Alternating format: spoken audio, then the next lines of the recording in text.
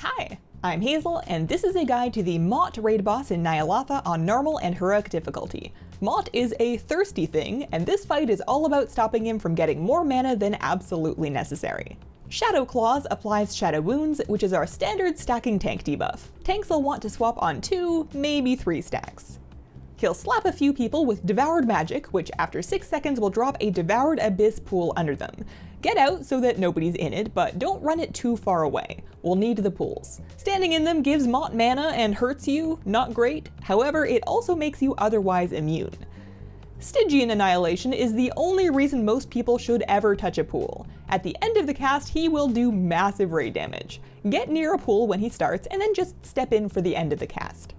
Maut will throw down Dark Manifestation, which is a big, sucky purple void to avoid. That'll spawn an ad that the offtank needs to pick up.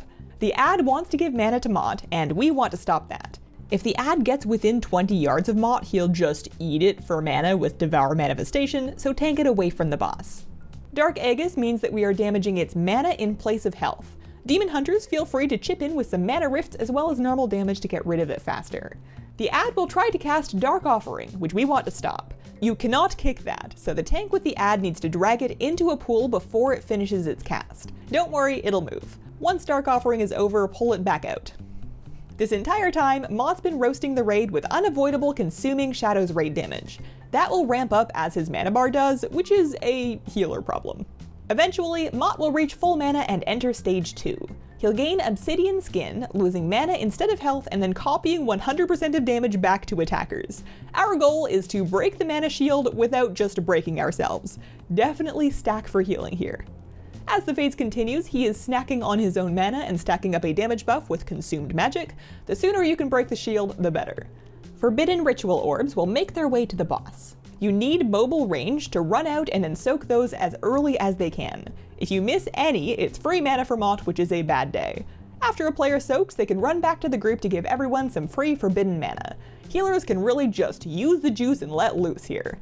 You'll need a lot of healing to keep everyone comfy as they try and nuke down that reflecting shield. This whole phase, Maut has been working on a 1-minute Obsidian Shattercast. If you haven't busted his shield by then, it's big raid damage and probably a wipe. Depleting his mana shield will stop the cast and then return you to phase 1. On normal, that's the fight. You rinse and repeat. The better you are at preventing mana gains in phase 1, the fewer phase 2s you'll have to deal with. On Heroic and higher, each phase gets one more mechanic. Heroic phase 1 also has black wings. He'll face a random direction and do a frontal cone attack, so just scooch out of the way for that. On Heroic phase 2, you'll see Drain Essence go out. If you're afflicted, run out a bit and then get a Dispel.